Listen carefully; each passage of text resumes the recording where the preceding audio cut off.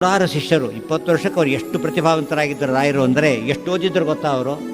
ಸಾಲಂಕಾರಕ ಕಾವ್ಯ ನಾಟಕ ಕಲಾ ಕಾಣಾದ ಪಾತಂಜಲ ತ್ರಯ್ಯರ್ಥ ಸ್ಮೃತಿ ಜೈಮಿನೀಯ ಕವಿತಾ ಸಂಗೀತ ಪಾರಂಗತ 20 ವರ್ಷಕ್ಕೆ ಅಷ್ಟು ಓದಿಬಿಟ್ಟಿದ್ದಾರೆ. ಸರ್ವವಿದ್ಯಾ ಪ್ರವೀಣವನ್ನು ರಾಘವೇಂದ್ರ ಅನ್ನೋ ವಿದ್ಯತೆ ಒಂದು ಎನ್ಕ್ಯಾಶ್ ಮಾಡ್ಕೊಂಡಿಲ್ಲ ಅವರು, ಒಂದು ಎನ್ಕ್ಯಾಶ್ ಮಾಡ್ಕೊಂಡೆ ಹಾಗೆ ಕೂತಿದ್ದ.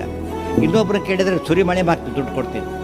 ನಾನು ಊಟ ಆಗಿಲ್ಲ ಅಂದರೆ 1000 ಜನ ಕರಿತಿದ್ರು. ಇಲ್ಲ, ಮಠಕ್ಕೆ ಹೆಂಡತಿ ಮಕ್ಕಳನ್ನ ಕರ್ಕೊಂಡು ಬರೋದಲ್ಲ ಅಂದರೆ ಕರ್ಕೊಂಡು ಬರಬಾರ್ದು. ಅವರು ವಿದ್ಯಾರ್ಥಿಗಳೆಲ್ಲ ಬರ್ಕೊಡ್ತು. ನೀವು ಮಾಡಬಹುದಲ್ಲ, ಮಾಡೋದಿಲ್ಲ. ಹೆಂಡತಿ ಮಕ್ಕಳು ಬಿಟ್ಟು ಊಟ ಮಾಡಬಾರ್ದು. ಮಠವನ್ನು ಪಾಠಕ್ಕೆ ಉಪಯೋಗಿಸ್ಕೊಂಡ್ರು, ಊಟಕ್ಕಲ್ಲ. ಅದ್ರ ಪರಿಣಾಮ ಏನಾಯ್ತು ಗೊತ್ತಾ? ಮುಂದೆ ಮನೆಯಲ್ಲಿದ್ದು ಚಿನ್ನೆ ವಸ್ತ್ರೆ ಭಿನ್ನ ಪಾನೀಯ ಪಾತ್ರೆ, ಹರಕು ಬಟ್ಟೆ ಒಡಕು ಪಾತ್ರೆ ಅವ್ರ ಮನೇಲಿದ್ದಿತ್ತು. ಇವತ್ತು ರಾಯರ ಮಠಗಳಲ್ಲಿ ಬಂಗಾರದ ಪಾತ್ರೆ, ಪೀತಾಂಬರ ರಾಯರಿಗೆ 4 ವರ್ಷ ಹೇಗಿದ್ರು ಯೋಚನೆ ಮಾಡಿ. ಯಾರ ಮುಂದೆ ಕೈ ಚಾಚಿರಲಿಲ್ಲ. ಅದು ಭಗವದ್ಗೀತೆ, ಮಾ ಫಲೇಶು ಕದಾಚನ. ಅವ್ರು ಹೇಗಿದ್ದಾರೆ ಇವತ್ತು ಯೋಚನೆ ಮಾಡಿ.